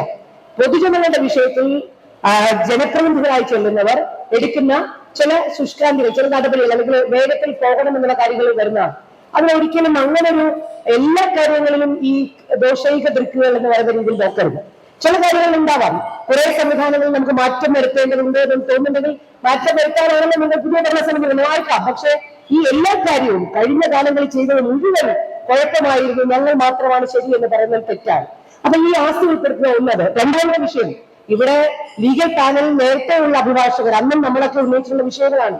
ലീഗൽ പാനൽ അഭിഭാഷകർക്ക് ഒരു നിശ്ചിത ഫീസ് സ്വാഭാവികമായും നമ്മൾ കൊടുക്കാനുണ്ടാവുന്ന നമ്മുടെ അഡ്വക്കേറ്റ്സ് ആക്ട് അനുസരിച്ചുള്ള ഫീസ് അവർ ക്ലെയിം ചെയ്യാൻ പറ്റും. ആ ക്ലെയിം ചെയ്യുന്ന അനുസരിച്ച് ഒരു 10-50 കേസ് ആകുമ്പോഴായിരിക്കും ഒരുമിച്ച് ഒരു ക്ലെയിം ചെയ്യുന്നത്. ഫൈനാൻസ് സ്റ്റാൻഡിംഗ് കമ്മിറ്റി വന്നാൽ ലീഗൽ പ്രൊസീജിയർ കഴിഞ്ഞ് ഫൈനാൻസ് സ്റ്റാൻഡിംഗ് കമ്മിറ്റിയിൽ ആ പ്രൊസീജിയർ വന്നതിന് ശേഷം കൗൺസിലേക്ക് വരുവാൻ ചിലപ്പോൾ സമയം എടുക്കും എന്നുള്ളത് കൊണ്ട് തന്നെ അതിനകത്ത് ഈ ഒരു വക്കീലിന് വളരെ ഫീസ് കൊടുക്കുന്നു. ഫീസിൽ വിജയവും പരാജയവും ഉണ്ടാവും, അല്ലെങ്കിൽ കേസ് പരാജയവും വിജയവും ഉണ്ടാകാം. എല്ലാ കേസും സർക്കാരിനെ നമ്മൾ നടപ്പിലാക്കി ചെയ്യുക. അപ്പൊ അതൊക്കെ ഇങ്ങനെ എല്ലാ കാര്യങ്ങളിലും പറയുന്നത്. ഇപ്പൊ ഈ തിലകന്റെ വിഷയം ഇതറിയാവുന്നതാണ്. ബഡ്ജറ്റ് കാലങ്ങളിൽ ഞങ്ങൾ നിരവധിയായി ഡിസ്കസ് ചെയ്തതാണ്. അന്ന് ഈ പറയുന്ന ഫൈനാൻസ് കമ്മിറ്റിയിൽ എസ്റ്റേറ്റ് ഉൾപ്പെടെ ഇന്നത്തെ BJPയുടെ പല കൗൺസിലർമാരും ഉള്ളതാണ്. ഇതിനൊരു പകരം സംവിധാനം കോർപ്പറേഷന് സ്ഥിരമായി ഏർപ്പെടുത്താൻ പറ്റുമോ നമ്മൾ പരിശോധിച്ചിട്ടുള്ളതാണ്. പക്ഷെ പലപ്പോഴും നമ്മുടെ ഉദ്ഘാടനങ്ങൾ എന്ന് പറയുന്ന തലേദിവസമായിരിക്കും, അല്ലെങ്കിൽ 2 ദിവസങ്ങൾ പെട്ട് തീരുമാനിച്ചത് ചെയ്തായിരിക്കാം. പ്രത്യേകിച്ചും തെരഞ്ഞെടുപ്പ് കാലഘട്ടങ്ങളിൽ ഒരു നോട്ടിഫിക്കേഷൻ ഇപ്പം നമുക്കറിയാലോ. നമ്മളിപ്പോ ഈ 2 മാസമായി എത്ര കൗൺസിലുകളാണ് ഇവിടെ കൂടിയിരിക്കുന്നത്. കാരണം നമുക്ക് 15-ാം തീയതി ഈ പറയുന്ന ഇലക്ഷൻ നോട്ടിഫിക്കേഷൻ വരും. അതിനു മുമ്പ് ഇതെല്ലാം നടത്തി തീർക്കേണ്ടതുണ്ട്. സ്വാഭാവികമായി നമ്മൾ ഒരുപാട് കൗൺസിൽ യോഗങ്ങൾ കൂടി. ഇത് നേരത്തെ ഇന്നത്തെ അജണ്ട തന്നെ ഇത്രയും 200 അജണ്ടകൾ വെച്ച് ഈ 2 മാസം ഭരണസമിതി ചെയ്തിട്ട് ഇന്നാണ് വരുന്നത്. 15-ാം തീയതി നോട്ടിഫിക്കേഷൻ വരികയാണ്. ഇതിനിടയ്ക്കൊക്കെ വെറുതെ തന്നെ കൂടി പോവുകയാണ് ചെയ്തിട്ടുള്ളത്. അപ്പൊ ഇതുപോലെ ചില ഭരണസമിതിയുടെ ഭാഗമായി കുറെ കാര്യങ്ങൾ ആ സമയങ്ങളിൽ അത്യന്താപേക്ഷിതമായി വരുമ്പോൾ ചെയ്യുന്ന ചില നടപടിക്രമങ്ങളാണ്. അപ്പൊ തിലകന്റെ വിഷയത്തിൽ അല്ലെങ്കിൽ അദ്ദേഹം ഇത്തരത്തിൽ ഉദ്ഘാടനം ഒരു വ്യക്തിയെ മാത്രം പറയേണ്ട, അങ്ങനെ നമ്മുടെ സംവിധാനവുമായി ചേർന്നുകൊണ്ട് അന്ന് മുതൽ പ്രവർത്തിക്കുന്ന ഒരാളാണ്. ഇതിന് മാറ്റം വരുത്താൻ പറ്റുമെങ്കിൽ മാറ്റം ആലോചിക്കാം. പക്ഷെ കഴിഞ്ഞ കൊല്ലം ഇവിടെ വേറെ ആളുടെ പണം വാങ്ങിച്ചിട്ട് ചെയ്തതാണെന്നൊക്കെ പറയുന്നത് പ്രോസസ് കഴിഞ്ഞ് വരുമ്പോൾ ഒരാൾ പണം മുടക്കി വർഷങ്ങൾ കഴിഞ്ഞായിരിക്കും അവർക്ക് കിട്ടുന്നത്. അതിനകത്ത് നമുക്കറിയില്ല, അതിനകത്ത് ലാഭമോ നഷ്ടമോ നമുക്കറിയില്ല. ചിലപ്പോൾ ഇതിന് ലാഭമായി ഇന്ന് പോയി മാർക്കറ്റിൽ നിന്ന് വാങ്ങിച്ചാൽ കിട്ടും. അതൊക്കെ യാഥാർത്ഥ്യമാണ്, നമുക്കറിയാമല്ലോ. അപ്പൊ അതൊക്കെ വിഷയം വേറെയാണ്. പക്ഷെ എല്ലാത്തിലും നമ്മൾ അഴിമതിയുണ്ട് എന്ന് മാത്രം സൂചിപ്പിച്ചുകൊണ്ട് ഇത് അങ്ങോട്ട് മുന്നോട്ട് പോകാനൊന്നും പറ്റില്ല. കാരണം കഴിഞ്ഞ കാലങ്ങളിൽ നടന്നതിന് അതുകൊണ്ട് അതൊക്കെ ഒന്ന് പരിശോധിക്കണം. അല്ലാതെ നമ്മളതിന് വ്യക്തമായി മറ്റു കാര്യങ്ങളിൽ പറഞ്ഞ പരിശോധിച്ചു തന്നെ പോകണം. പക്ഷെ അതുപോലെ തന്നെ 179 ദിവസം വിലക്കുശാല പൂർത്തിയപ്പോൾ മുതലുള്ള ഡ്രൈവർമാർ ഉൾപ്പെടെ ഉണ്ട്. നിങ്ങൾക്ക് തീരുമാനിക്കാമോ 60 വയസ്സ് കഴിഞ്ഞവർക്ക് കൊടുക്കണ്ട? തീരുമാനിക്കാം, അതൊക്കെ യാഥാർത്ഥ്യമാണ്. കാരണം ചെറുപ്പക്കാരെ പരിഗണിക്കണം. പക്ഷെ ഇത് മാത്രം ആശ്രയിച്ച് ജീവിതത്തിന്റെ എല്ലാ കാലഘട്ടവും നഗരസഭയ്ക്ക് വേണ്ടി സേവനം അനുഷ്ഠിച്ച് ഇനിയും മറ്റൊരു മാർഗത്തിലേക്ക് ജോലി അന്വേഷിച്ച് പോകാൻ പറ്റാത്ത സാധ്യതയുള്ള വിദ്യാസമ്പന്നരായിട്ടുള്ള ചെറുപ്പക്കാർ അല്ല അന്ന് കയറിയിട്ട് ഇന്ന് വയസ്സാകുന്ന സാഹചര്യം വരുമ്പോൾ നിങ്ങൾ ഈ മറണ്ട അടുത്ത മാസം ദിവസം കൊണ്ട് പറഞ്ഞാൽ ഇതൊക്കെ നമ്മളൊരു അതൊരു പ്രൈവറ്റ് സ്ഥാപനമൊന്നുമല്ല. പിന്നെ 3 പെൻഷൻ വാങ്ങുന്ന അല്ലെങ്കിൽ 2 പെൻഷൻ വാങ്ങുന്ന ആൾക്കാരെ കൂടെ നിയമിച്ച ഏകീകൃതം കെസ്കോം വഴി സെക്യൂരിറ്റിയായി വന്നിട്ടുള്ള സംവിധാനങ്ങളൊക്കെ ഉണ്ട്. പക്ഷെ അതൊക്കെ നമുക്ക് കുറെ മാനദണ്ഡങ്ങളുണ്ട്. ഇതിനെല്ലാം പണം നഗരസഭയുടെ കൊടുക്കുമ്പോൾ എല്ലാ ക്രൈറ്റീരിയയും പാലിച്ചുകൊണ്ട് പോകേണ്ട സാഹചര്യങ്ങളാണ് പലതും ചെയ്തിട്ടുള്ളത്. അതുകൊണ്ട് അതെല്ലാം ഇത്തരത്തിൽ അഴിമതിയാണ് എന്നൊക്കെ പറഞ്ഞുകൊണ്ട് പോകരുത് എന്നാണ് എനിക്ക് പറയാനുള്ളത്. ദീപകിന് മുമ്പ് LDF ഒരാളോട് സമയം ചോദിച്ചിട്ടുണ്ട്. സാർ, അത് ഈ ചർച്ച ഗുണപരമായ നിലയ്ക്ക് പോകണമെന്നാണ് ഞങ്ങൾ ആഗ്രഹിച്ചത്. ഞാൻ ഈ സഭയിൽ ബഡ്ജറ്റ് ചർച്ചയിലും ഈ ചർച്ചയിലും വിഷയങ്ങളുടെ അടിസ്ഥാനത്തിൽ മാത്രമാണ് ഞാൻ സംസാരിച്ചിട്ടുള്ളത്. വ്യക്തിപരമായി ഒരു വിഷയത്തെയും ഞാൻ സമീപിക്കുന്ന ആളല്ല. ഈ വിഷയത്തിലും ഞാൻ അവതരിപ്പിച്ചത് അങ്ങേക്ക് ബോധ്യം വന്നതാണെന്നാണ് എനിക്ക് തോന്നുന്നത്. ഈ നമ്മുടെ നഗരസഭയുടെ ഭരണസമിതിയുടെ ഭാഗമായി നിൽക്കുന്ന ഒരു സ്റ്റാൻഡിംഗ് കമ്മിറ്റി ചെയർമാൻ, ആ സ്റ്റാൻഡിംഗ് കമ്മിറ്റി ചെയർമാൻ ഈ നിലയ്ക്കൊരു നിലപാടെടുത്തുകൊണ്ട് കൗൺസിൽ യോഗത്തിൽ സംസാരിച്ച രീതിയാണ് ഞാൻ ചോദ്യം ചെയ്തത്. അല്ലാതെ എനിക്ക് ആ കൗൺസിലിൽ തന്ന അജണ്ടകളെ സംബന്ധിച്ച് ഞാൻ വീണ്ടും ആവർത്തിക്കുന്നു. ഏതിനെ സംബന്ധിച്ചും അന്വേഷിക്കാനും പരിശോധിക്കാനും കൗൺസിലിൽ കൊണ്ടുവരാതിരിക്കാനും ഒക്കെയുള്ള അധികാരവും അതുപോലെ തന്നെ 71 ആളുകളുടെ പിന്തുണയിൽ നിൽക്കുന്നുണ്ട്. 71 ആളുകളുടെ പിന്തുണയോടുകൂടിയാണ് നിങ്ങൾ ഭരിക്കുന്നതെന്ന് നിങ്ങൾക്ക് വളരെ വ്യക്തമായി അറിയാവുന്നതാണ്. അത് വെച്ചുകൊണ്ട് നിങ്ങൾക്ക് ഈ കാര്യങ്ങളിലെല്ലാം തന്നെ മാറ്റം വരുത്തി കൊണ്ടുപോകാം. ഈ അഡ്വക്കേറ്റിന്റെ അടുത്ത ഇലക്ഷൻ കഴിഞ്ഞിട്ടുള്ള അത് അപ്പോഴും പറഞ്ഞിട്ടുണ്ടായിരുന്നില്ല. അപ്പോഴെത്ര ഈ ആളുകൾ ആരൊക്കെ പുറകിൽ അപ്പോഴും നമുക്ക് നോക്കാം സാർ. അപ്പൊ ഞാൻ അതിനെക്കുറിച്ചല്ല പറയുന്നത്. ഞാൻ ലീഗൽ അഡ്വൈസറെ നിയമിക്കാനുള്ള ആരെ മാറ്റണം ആരെ നിലനിർത്തണം എന്ന് തീരുമാനിക്കാനുള്ളത് അങ്ങയുടെ നേതൃത്വത്തിലുള്ള കൗൺസിലാണ്. അല്ലാതെ സുമൻ ചക്രവർത്തിക്ക് രൂപ കൊടുത്തതിനെ സംബന്ധിച്ചുള്ള ചർച്ച ചെയ്യുന്നത് പൊതുസമൂഹത്തെയും കൗൺസിലിനെയും പൊതുസമൂഹത്തെയും ചോദ്യം ചെയ്യാനാണ്. ഈ പറഞ്ഞ പള്ളിത്തുറയിലെ സ്ഥലത്തെ സംബന്ധിച്ച് തർക്കമുണ്ടെങ്കിൽ അതിനെ സംബന്ധിച്ച് അന്വേഷിക്കാനും പരിശോധിക്കാനും അതിനെതിരായി നടപടി സ്വീകരിക്കാനും ഉത്തരവാദികളായിട്ടുള്ള നിങ്ങളാണ്. അതിനെ സംബന്ധിച്ചൊന്നും തന്നെ ഞങ്ങൾക്ക് തർക്കമില്ല. ഏതെങ്കിലും ഉദ്ഘാടനത്തിന് വേണ്ടി വിലവിളക്കിന് 600 രൂപയും 300 രൂപയും 200 രൂപയുടെയും തർക്കമുണ്ടെങ്കിൽ അതും നിങ്ങൾ പരിശോധിച്ച് അതിന് പരിഹാരമുണ്ടാക്കാൻ പറയുന്നതും ഞങ്ങൾ നിങ്ങളോട് തന്നെ ആവശ്യപ്പെടുകയാണ്.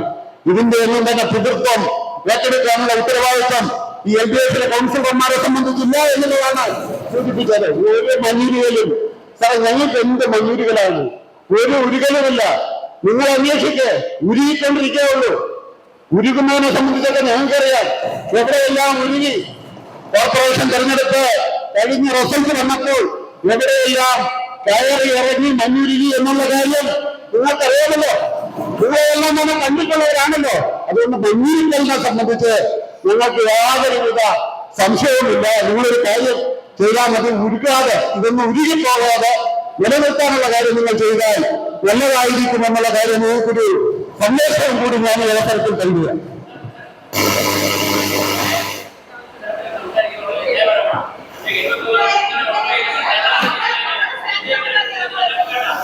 അല്ല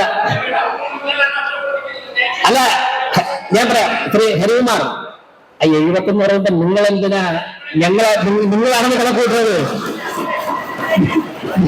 നിങ്ങളാണ് നിങ്ങൾ അഡ്മിറ്റ് ചെയ്യുന്നത്. ചിലപ്പോ അവിടെ നിങ്ങളാണ് അഡ്മിറ്റ് ചെയ്യുന്നത് എന്തിനാ? ചിലപ്പോ അവിടെ ആയിരിക്കും.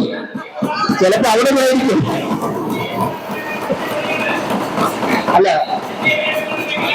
അച്ഛൻ പത്തായത്തില്ല എന്ന് പറയുന്നുണ്ടല്ലോ.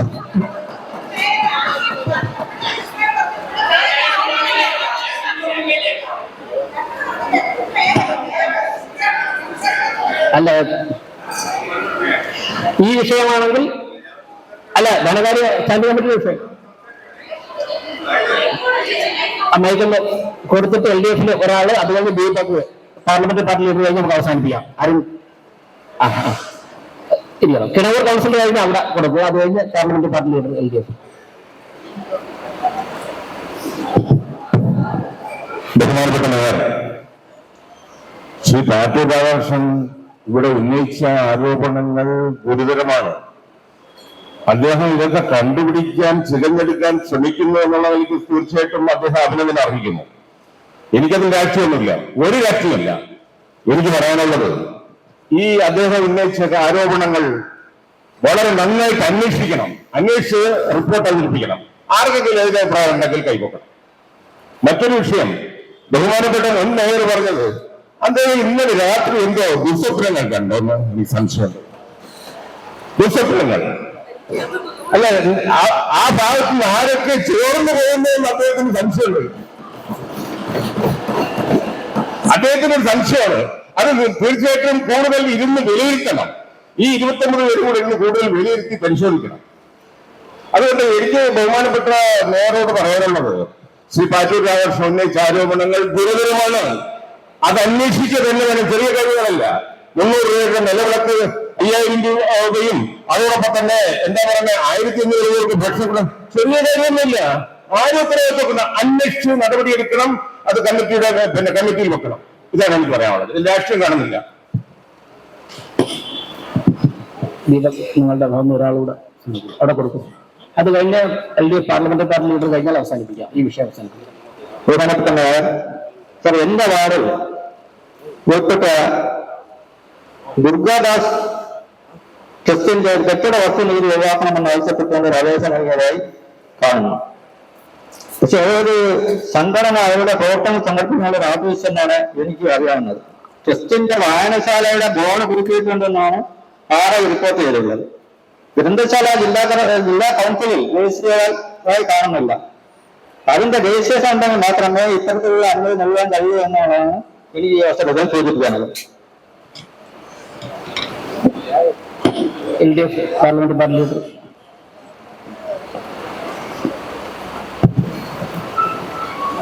ചെറുതി ചർച്ച ചെയ്യുമ്പോൾ നമ്മളൊരു ജനാധിപത്യ മര്യാദ നമ്മളെല്ലാ കാര്യത്തിനകത്തും സൂക്ഷിക്കാൻ വേണ്ടിയിട്ട് കഴിയണം എന്നുള്ളതാണ്. നമ്മുടെ നഗരസഭയില് സ്റ്റാൻഡിംഗ് കൗൺസിലുണ്ട്. സുമൻ ചക്രവർത്തി ആരെന്നാണ് ചോദിക്കുന്നത്. നമ്മുടെ ഹൈക്കോടതിയില് ഒരു 35 വർഷത്തെ പ്രാക്ടീസും വിവിധ സമയങ്ങളിൽ സീനിയർ ഗവൺമെന്റ് ക്ലിയറായി പ്രവർത്തിക്കുകയും ഇപ്പോൾ സീനിയർ അഡ്വക്കേറ്റ് ആയിട്ട് പ്രവർത്തിക്കുന്ന ഒരാളാണ് നമ്മുടെ ഈ സ്റ്റാൻഡിംഗ് കൗൺസിൽ എന്ന് പറയുന്നത്. 10 വർഷം കൊണ്ട് സ്റ്റാൻഡിംഗ് കൗൺസിലിന് ഹൈക്കോടതിയിൽ നമ്മൾ ഫീസ് കൊടുക്കാറുണ്ട്. അതിവിടെ മാത്രമല്ല, നഗരസഭയ്ക്കകത്ത് മാത്രമല്ല, നമ്മൾ തൊട്ടടുത്തുള്ള എല്ലാ സ്ഥാപനങ്ങളിലും ഈ പറയുന്നത് പോലെ തന്നെ സ്റ്റാൻഡിംഗ് കൗൺസിലുണ്ട്, യൂണിവേഴ്സിറ്റിയിലുണ്ട്. അങ്ങനെ തുടങ്ങിയിട്ടുള്ള എല്ലാ സ്ഥലത്തും സ്റ്റാൻഡിംഗ് കൗൺസിലാണ്. ആ സ്റ്റാൻഡിംഗ് കൗൺസിൽ യഥാർത്ഥത്തിൽ അദ്ദേഹം ഇങ്ങോട്ടൊരു കത്ത് കൊണ്ടുവന്ന് തന്നല്ല സ്റ്റാൻഡിംഗ് കൗൺസിൽ ആകുന്നത്.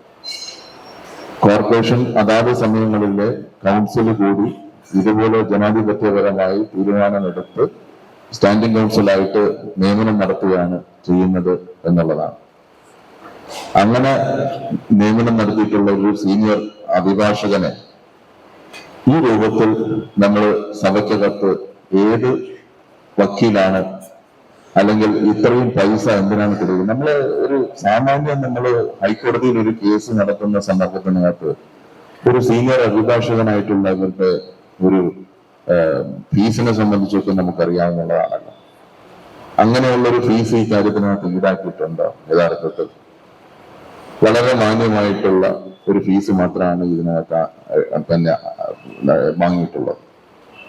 അങ്ങനെ വാങ്ങിയ ഒരു അഭിഭാഷകൻ, നമ്മൾ എത്തിച്ച കേസുകൾ നന്നായി ചെയ്യുന്ന ഒരു അഭിഭാഷകൻ, അങ്ങനെയുള്ള ഒരു അഭിഭാഷകനെ നമ്മൾ ഇങ്ങനെ ഒരു കൗൺസിൽ മീറ്റിംഗിനകത്ത് ഈ രൂപത്തിൽ നമ്മൾ അവതരിപ്പിക്കാവോ എന്നുള്ളതിനെ കുറിച്ച് നമ്മൾ ചിന്തിക്കേണ്ട കാര്യമാണ്. ഇപ്പോ സ്റ്റാൻഡിംഗ് കൗൺസിലിനെ നിയമിക്കേണ്ടത് കൗൺസിലാണ്. ഇപ്പൊ നാളെ ചിലപ്പോ സ്റ്റാൻഡിംഗ് കൗൺസിലിനെ ഇവിടുന്ന് മാറ്റിന്നിരിക്കാം, പുതിയ ഒരാളിനെ വെച്ചെന്നിരിക്കാം. അത് കഴിഞ്ഞും ഒരു ജനാധിപത്യ സംവിധാനത്തിനകത്ത് ഇതിനകത്തൊരു മാറ്റം വന്നാൽ ഇവിടെ വെക്കുന്ന കൗൺസിലില് സ്റ്റാൻഡിംഗ് കൗൺസില് മോശക്കാരനാണ്, അയാളെ ഫീസ് മോശമായിട്ട് ഈടാക്കുന്ന ആളാണെന്ന് പറഞ്ഞാൽ അത് നമുക്ക് ന്യായീകരിക്കാൻ വേണ്ടിയിട്ട് പറ്റും. നമ്മളൊരു ജനാധിപത്യ സംവിധാനത്തിനകത്ത് ജീവിക്കുന്നവരാണ്. മറ്റൊന്ന്, നമ്മള് ഇവിടെ നിയമനങ്ങളെ സംബന്ധിച്ച് ഇപ്പോ പല കാര്യങ്ങളെ സംബന്ധിച്ചും നിയമനങ്ങൾ നടത്താറുണ്ട്. ഇപ്പൊ ഈ അജണ്ടയ്ക്കകത്ത് തന്നെ മേയർ എന്നുള്ള രൂപത്തില് ചില കാര്യങ്ങളിൽ ചില സ്കൂളിലേക്ക് ടീച്ചർമാരെ വെക്കുന്ന കാര്യത്തിനകത്ത് തീരുമാനമെടുത്തിട്ടുണ്ട്. അത് കൗൺസിലിന്റെ റാറ്റിഫിക്കേഷന് വേണ്ടിയിട്ട് ഇവിടെ വെച്ചിട്ടുമുണ്ട്. അപ്പൊ അങ്ങനെ ഒരു മേയറും ഒരു ഭരണസമിതിയിലായിട്ട് നടക്കുമ്പോഴത്തേക്ക് അത്തരം കാര്യങ്ങൾ നടക്കും. അത് നടക്കാതെ ഇങ്ങനെ ഒരു സംവിധാനത്തെ നമുക്ക് മുമ്പോട്ട് കൊണ്ടുപോകാൻ വേണ്ടിയിട്ട് പറ്റുന്നതല്ല. അങ്ങനെ ഒരാളെ നിയമനം നടത്തിയാൽ, അങ്ങനെ കുറച്ചു പേരെ നമ്മൾ നിയമനം നടത്തിയാൽ അവരുടെ ഒരു എക്സ്റ്റൻഷൻ, എത്രയോ വർഷങ്ങൾ കൊണ്ട് ഇവിടെ ഇരുന്ന് ജോലി ചെയ്യുന്നവരാണ് ഈ ജീവനക്കാരായിട്ടുള്ള ആളുകൾ. തുച്ഛമായിട്ടുള്ള ഒരു ജോലിക്ക് ഒരു തുച്ഛമായിട്ടുള്ള ഒരു വേതനം കിട്ടുന്ന ഈ തൊഴിലാളികള് ഇത് നമ്മൾ ആ രൂപത്തിൽ ആക്ഷേപിക്കുന്നത് ശരിയാണോ? അത് 2-3 സന്ദർഭങ്ങൾ വരികയാണ്. ഒന്ന്, ഇപ്പൊ ഇതിന്റെ ഒരു എക്സ്റ്റൻഷന് വേണ്ടി വന്നപ്പോഴത്തേക്ക് ഒരു 179 ദിവസത്തെ എക്സ്റ്റൻഷനാണ്. അതിനകത്ത് ഏതെങ്കിലും ഒരു ജീവനക്കാരനെ സംബന്ധിച്ച് ഒരു കുറവുണ്ടെന്നുണ്ടെങ്കിൽ അത് ചൂണ്ടിക്കാണിക്കാം. അങ്ങനെയുള്ളവരെ ഒതുക്കാതിരിക്കുന്നതിന് വേണ്ടിയിട്ടുള്ള കാര്യങ്ങൾ ചെയ്യാം. അതെല്ലാം ചെയ്ത് ഇവരെല്ലാം ഫിറ്റാണെന്ന് കണ്ടതുകൊണ്ടാണ് ഈ പ്രപ്പോസല് സ്റ്റാൻഡിംഗ് കമ്മിറ്റി മുഖാന്തരം ഇങ്ങോട്ട് കൗൺസിലിനകത്ത് വരുന്നത്. കൗൺസിലിനകത്ത് വന്നാൽ കഴിഞ്ഞ കാലങ്ങളിൽ ഒരു ഇടതുപക്ഷ ജനാധിപത്യ മുന്നണി നേതൃത്വം കൊടുത്തിട്ടുള്ള ഒരു കൗൺസിലായി പ്രവർത്തിച്ചത് കൊണ്ട് ആ കാലത്ത് നിയമിക്കപ്പെട്ടവരെല്ലാം മോശക്കാരാണെന്ന് വരുത്താൻ വേണ്ടിയിട്ട് നമുക്ക് ശ്രമിക്കാൻ വേണ്ടിയിട്ട് പറ്റുമോ? അത് 2-3 കാര്യങ്ങളിൽ ഇങ്ങനെ തുടർ വരികയാണ്. ഒന്ന്, ആദ്യം ഈ ഹൈക്കോടതിയിൽ നിന്ന് ഫൈൻ ഈടാക്കിക്കൊണ്ടുള്ള ഒരു വിഷയം വന്നപ്പോൾ തന്നെ ഞാനത് ശ്രദ്ധയെ ഈ കൗൺസിലിന്റെ മുമ്പിൽ വെച്ചതാണ്. അത് ഹൈക്കോടതിയാണ് തീരുമാനിച്ചത്. അതിന്റെ അടിസ്ഥാനത്തിൽ ഇവിടുത്തെ ജീവനക്കാർ പ്രവർത്തിച്ചിട്ടുണ്ടാകും. ഉടനെ ആ ജീവനക്കാരെ നമ്മൾ മാറ്റി ഒരു പകതീർക്കൽ നടപടി എടുക്കാൻ വേണ്ടിയിട്ട് പാടുണ്ട്. ഇപ്പോ ആറ്റുകാൽ പൊങ്കാലയുടെ വിഷയം വന്നു.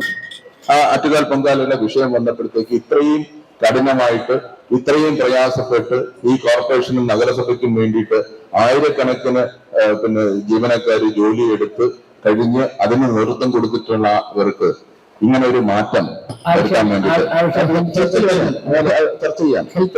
ഞാൻ പറയുന്നത് അത് ആ രൂപത്തിൽ നമ്മൾ ഈ ജീവനക്കാരെ ഈ പറയുന്നത് രൂപത്തിൽ ഒരു ആക്ഷേപിക്കുന്ന രൂപത്തിൽ നമ്മൾ ഇവരുടെ ഒരു 176 ദിവസത്തെ എക്സ്റ്റൻഷന് വേണ്ടിയിട്ട് ഇതിനകത്ത് നിരവധി ആളുകളുടെ എക്സ്റ്റൻഷൻ ഇതിനകത്ത് വരുന്നുണ്ട്. അതിനെ ജനറലൈസ് ചെയ്ത് ഇങ്ങനെ പറയാൻ വേണ്ടിയിട്ട് പാടുണ്ടോ? 3, ഇവിടെ ഒരു ആക്ഷേപം ഉന്നയിക്കുകയാണ് ഈ കൗൺസിലിനകത്ത്. സ്റ്റാൻഡിംഗ് കൗൺസിൽ പാസ്സാക്കി കഴിഞ്ഞ ഭരണസമിതിയുടെ കാലത്ത് ടെൻഡർ ചെയ്ത് കോൾ ഫോർ ചെയ്ത് നമ്മുടെ ഒരു പ്രൊസീഡിങ്സ് എല്ലാം പാലിച്ചതിന് ശേഷം ആ വർക്ക് കംപ്ലീറ്റ് ചെയ്തതിന് ശേഷം ഇവിടെ ആ വർക്ക് കംപ്ലീറ്റ് ചെയ്തതിനെ സംബന്ധിച്ച് ഇവിടെ വരുമ്പോഴത്തേക്ക് അതിനെ ചോദ്യം ചെയ്യുകയാണ് യഥാർത്ഥത്തിൽ ചെയ്യുന്നത്. ഇപ്പോൾ കഴിഞ്ഞ കാലങ്ങളിൽ ഈ വർക്ക് കൊടുത്തിരുന്ന സമയത്ത് ഇങ്ങനെ സംബന്ധിച്ച് ആക്ഷേപം ഉണ്ടെങ്കിൽ ആ കാലഘട്ടത്തിൽ ഏത് തരത്തിലുള്ള ഒരു അന്വേഷണത്തിനും വേണ്ടിയിട്ട് നമുക്ക് ആവശ്യപ്പെടാമല്ലോ. അങ്ങനെയൊന്നും ആവശ്യപ്പെടാതെ ഈ രൂപത്തിലേക്ക് നമ്മൾ ചെയ്ത വർക്ക് ചെയ്ത അവരെ സംബന്ധിച്ച് അവരെ ആക്ഷേപിക്കുന്ന രൂപം ശരിയല്ല. അങ്ങനെ അല്ലെങ്കിൽ സ്റ്റാൻഡിംഗ് കമ്മിറ്റിക്കകത്ത് തന്നെ വെക്കാം. ഇതിനകത്ത് ആക്ഷേപമുണ്ട്, ആക്ഷേപമുള്ളവർക്ക് ഇതിനെ സംബന്ധിച്ച് അന്വേഷിക്കാൻ വേണ്ടിയിട്ട് ചുമതലപ്പെടുത്താം. അതിനെ സംബന്ധിച്ചുള്ള അന്വേഷണം നേരിടട്ടെ. അതൊന്നും ഒരു പ്രശ്നമുള്ള കാര്യമല്ല. പക്ഷെ വർക്ക് ചെയ്ത് ഇതിന്റെ പാസ്സാക്കാൻ വേണ്ടിയിട്ട് കൗൺസിലിൽ വരുന്ന സന്ദർഭത്തിനകത്ത് ഇത്തരം ആക്ഷേപങ്ങൾ ഉന്നയിക്കുന്നത് ഒട്ടും ശരിയായ കാര്യമല്ല. ഇതൊരു ജനാധിപത്യ വ്യവസ്ഥയ്ക്കകത്ത് തുടർന്നു പോകുന്ന ഒരു സംവിധാനമാണ്. ആ സംവിധാനത്തിനകത്ത് കഴിഞ്ഞ കാലങ്ങളിൽ നടത്തിയിട്ടുള്ള അല്ലെങ്കിൽ നടത്തിയ പ്രവർത്തനങ്ങളെല്ലാം മോശമാണെന്ന് വരുത്തി തീർക്കാൻ വേണ്ടിയിട്ട് ശ്രമിക്കുന്നത് ഒട്ടും ശരിയായിട്ടുള്ള ഒരു നടപടിക്രമം അല്ല എന്നുള്ളതാണ് ഞാൻ പറഞ്ഞത്. ഇപ്പോ ഇതിനകത്ത് ഒരു കാര്യം വിടുന്നുണ്ട്. അജണ്ട എടുത്ത് നോക്കിയാൽ ഇപ്പോ ആദ്യത്തെ അജണ്ട തന്നെ നമ്മൾ എടുത്ത് നോക്കൂ. ഈ പറയുന്ന ശ്രീ ദുർഗാദാസ് സ്മാരക ട്രസ്റ്റിനെ സംബന്ധിച്ച് ആ ട്രസ്റ്റിനെ സംബന്ധിച്ച് ഇപ്പോ ഫയല് മേശപ്പുറത്ത് വെക്കി നമുക്ക് നോക്കാം. അവിടെ ഒരു സ്റ്റേറ്റ് ലൈബ്രറി കൗൺസിലിന്റെ അംഗീകാരത്തോടുകൂടിയാണ് പ്രവർത്തിക്കുന്നത് എന്നുള്ളതിനെ സംബന്ധിച്ച് നമുക്ക് നോക്കാം. ഇതിന്റെ ഉദ്യോഗസ്ഥരായിട്ടുള്ള ആളുകൾ എന്തുകൊണ്ട് ഇങ്ങനെ ഒരു റിപ്പോർട്ട് എഴുതി എന്നുള്ളതിനെ സംബന്ധിച്ച് നോക്കാം. അപ്പൊ ആക്ഷേപങ്ങൾ ഉന്നയിക്കുകയാണെന്നുണ്ടെങ്കിൽ ഇത്തരം കാര്യങ്ങളിൽ നമുക്ക് നിരവധി കാര്യങ്ങളിൽ ആക്ഷേപം ഉന്നയിക്കാൻ വേണ്ടിയിട്ട് പറ്റും. ആക്ഷേപങ്ങൾ ആർക്കും ഉന്നയിക്കും. ഇപ്പോ ഇതിനകത്ത് അജണ്ട 6 പറയുന്നുണ്ട്, മേയറുടെ കാറിനെ സംബന്ധിച്ചുള്ള പിന്നെ ടെൻഡർ ഇതിനകത്ത് പറയുന്നുണ്ട്. അതെല്ലാം ചെയ്തു പോകുന്ന, പക്ഷെ ആക്ഷേപങ്ങൾ ഉന്നയിക്കുകയാണെന്നുണ്ടെങ്കിൽ നമുക്ക് ആക്ഷേപങ്ങൾ പറഞ്ഞൂടെ? അത്തരം കാര്യങ്ങൾ ചെയ്യുന്നതിനകത്ത് ഞാൻ പറഞ്ഞു നേരത്തെ ചെയ്തതല്ല, അത് നേരത്തെ ചെയ്തതാണ്. അതെ, അത് തന്നെ ഞാനും പറഞ്ഞത്. അപ്പൊ ഇനി മേയർ കാറ് ഓടിക്കുമ്പോഴത്തേക്ക് ഇതേപോലെ തന്നെ നമ്മൾ ചെയ്യേണ്ടി വരില്ലേ? ഇപ്പൊ ടയോട്ടയുടെ നിത്തം ടയോട്ടയിലാണ് അതിന്റെ സർവീസും മെയിന്റനൻസും നടത്തിയിരിക്കുന്നത്. ഇന്ന് ഞാൻ എന്തുകൊണ്ട് അത് ശരിയല്ല എന്ന് പറയുന്നത് ശരിയാണ്? അത്തരം കാര്യങ്ങൾ വെറുതെ ആക്ഷേപങ്ങൾ ഉന്നയിക്കാതിരിക്കാൻ വേണ്ടിയിട്ട് നോക്കണം എന്നുള്ളതാണ് ഇതിനെ സംബന്ധിച്ച് ഇത്തരത്തിൽ ചർച്ച ചെയ്യുന്നത് തന്നെ ശരിയല്ല എന്നുള്ളതാണ് ഇതിനകത്ത് എനിക്ക് പറയാനുള്ളത് എന്നുള്ളതാണ്. ഇപ്പോ ഞാൻ മറ്റു കാര്യങ്ങൾ ഇപ്പൊ പോകുന്നില്ല. എന്താണ് ഈ വിഷയത്തിൽ നമുക്ക് ചർച്ച ചെയ്തിട്ട്, അതായത് ഇവിടെ ഉയർന്നു വന്നതിൽ പലതരത്തിലുള്ള ചർച്ചകൾ ഉയർന്നു വന്നിട്ടുണ്ട്. ഒന്ന്, ബഹുമാനപ്പെട്ട മുൻ മേയർ ശ്രീകുമാർ അദ്ദേഹം പറഞ്ഞത്, ഇപ്പൊ ബഡ്ജറ്റ് ചർച്ചയിൽ പലതരത്തിലുള്ള അഭിപ്രായ പ്രകടനം വന്നപ്പോഴേക്കും മേയർ അതൊക്കെ അനുവദിച്ചു എന്നാണ്. അന്ന് എല്ലാവരും പറഞ്ഞ എല്ലാ അഭിപ്രായ പ്രകടനങ്ങളും അനുവദിച്ചു.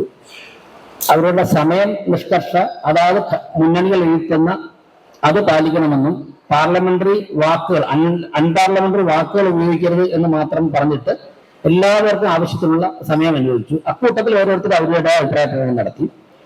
മറ്റൊന്ന്, ബഹുമാനപ്പെട്ട SP ദീപക് പറഞ്ഞതിൽ ഇപ്പോ ഓരോരുത്തരും സംസാരിക്കുന്നതിന് മുൻപ് അവരെന്താണ് സംസാരിക്കാൻ പോകുന്നതെന്ന് നമുക്ക് ആർക്കും അറിയാൻ സാധിക്കില്ല.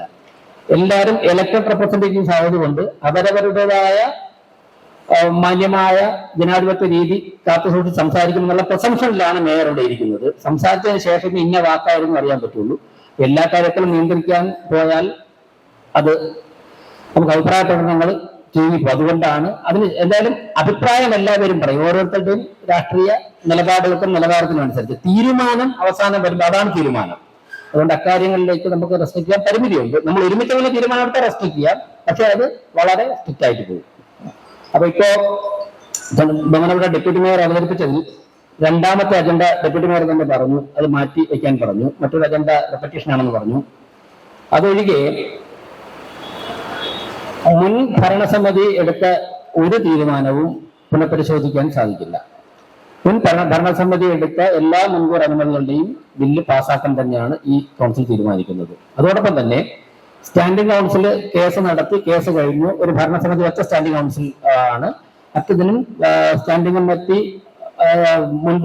കൗൺസിൽ മുമ്പാകെ സമർപ്പിച്ച ഫീസ് കൊടുക്കുന്നതിലും യാതൊരു തരത്തിലുള്ള വിട്ടുവീഴ്ചയില്ല. അത് നമ്മൾ പാസ്സാക്കുകയാണ്. നഗരാസൂത്രണ സമിതി ചെയർമാൻ ഉന്നയിച്ച അജണ്ട നമ്പർ 17, അതോടൊപ്പം തന്നെ അദ്ദേഹം നഗരാസൂത്രണ സെക്ഷനിൽ വരുന്ന 35 അദ്ദേഹം 17 പറഞ്ഞിട്ടുണ്ട്. അത് മരാമത്ത് കണക്ട് ചെയ്ത് 34 വരും. മരാമത്ത് വരുമ്പോഴേക്ക് അത് പറയാം. അതിൽ 17ാമത്തെ അജണ്ട പരിശോധിക്കാൻ വേണ്ടി മാറ്റിവെക്കണം. ഡെപ്യൂട്ടി മേയർ പരാമർശിച്ച രണ്ടാമത്തെ അജണ്ടയും 17ാമത്തെ അജണ്ടയും ഒഴിച്ച് ബാക്കി എല്ലാ അജണ്ടയും പാസ്സാക്കുകയാണ്. അതുപോലെ ബഹുമാനപ്പെട്ട MR ഗോവൻജി പറഞ്ഞൊരു കാര്യമുണ്ട്, ജീവനക്കാരുടെ ദിവസം എക്സ്റ്റെൻഡ് ചെയ്യുന്നതുമായിട്ട് ബന്ധപ്പെട്ട്. അത് 179 എന്നാണ് അജണ്ടയിൽ വന്നിരിക്കുന്നത്. ഇവിടെ നടന്ന വിവിധ ചർച്ചകളുടെ അടിസ്ഥാനത്തിൽ ഇപ്പോ LDFന്റെ ഭാഗത്ത് സംസാരിച്ചപ്പോഴേക്കും ആരെങ്കിലും പ്രവർത്തനത്തിൽ വീഴ്ച വരുത്തുന്നുണ്ടോ എന്ന് പരിശോധിക്കണമെന്ന് പറഞ്ഞു. തീർച്ചയായിട്ടും പ്രവർത്തനത്തിൽ വീഴ്ച വരുത്തുന്നുണ്ടോ എന്ന് പരിശോധിക്കേണ്ടതായിട്ടുണ്ട് എന്നാണ് കഴിഞ്ഞ 2 മാസത്തിലുള്ള പ്രവർത്തനത്തിൽ ബോധ്യപ്പെട്ടത്. എന്നാൽ ഈ തെരഞ്ഞെടുപ്പ് വരുന്ന 2 മാസത്തേക്ക് അവരൊക്കെ തന്നെ സർവീസിൽ ഉണ്ടായിരുന്നാൽ മാത്രമേ നമ്മുടെ ദൈനംദിന കാര്യങ്ങൾ നടന്നു പോവുകയുള്ളൂ. അതുകൊണ്ട് ഇന്ന് മുതൽ 89 ദിവസത്തേക്ക് അവർക്ക് നീട്ടി കൊടുക്കാം. അപ്പൊ തെരഞ്ഞെടുപ്പ് കഴിഞ്ഞിട്ട് നമ്മൾ ഡീറ്റെയിലായിട്ട് പുനഃപരിശോധന കഴിഞ്ഞു. അപ്പൊ 179 ദിവസങ്ങൾ 89 ദിവസമാക്കി അവർക്ക് നീട്ടി കൊടുക്കാൻ വേണ്ടി കൗൺസിൽ തീരുമാനിക്കുകയാണ്. അടുത്ത അജണ്ട അവതരിപ്പിക്കാൻ വേണ്ടി അത് അതിന്റെ പാസ്സായ തന്നെയാണ്. താങ്കളുടെ അഭിപ്രായം പറയാം. എനിക്ക് വ്യക്തമല്ലാത്തൊരു കാര്യം, കുന്നത്തുകാർ ശ്രീനാഥ സാറിന്റെ മകൻ സുമൻ ചക്രവർത്തി പഠിച്ചാലാണ് ഞാൻ പറഞ്ഞത്. ലീഗൽ പാനൽ ഉണ്ടോ ഈ ഒരു വക്കീല് മാത്രമേ ഉള്ളൂ എന്നാണ് ഞാൻ ചോദിച്ചത്. അയാളെ മോശക്കാരനല്ല പറയാം. അങ്ങനെ ഇപ്പോ നമ്മുടെ ലോവർ കോർട്ടിലും ഹൈക്കോടതിയിലും മുൻ ഭരണസമിതി വെച്ച ഒരു പാനലിലാണ് കേസ് നടത്തുന്നത്. അവർ കേസുകൾ ഇപ്പൊ മുൻപാകെയുള്ള കേസുകൾ കൈകാര്യം ചെയ്ത് പോവുക തന്നെ പോകുന്ന അവർ തന്നെയാണ്. ആ സിസ്റ്റത്തിൽ ഇതുവരെ യാതൊരു തരത്തിലുള്ള മാറ്റവും വരുത്തിയിട്ടില്ല. അവർ ഇതുവരെ നടത്തിയ കേസുകൾക്ക് സബ്മിറ്റ് ചെയ്ത ബില്ലുകൾ നമ്മൾ കൊടുക്കുക തന്നെ ചെയ്യും. അതൊന്നും പുനഃപരിശോധിക്കാനായിട്ട് സാധിക്കില്ല.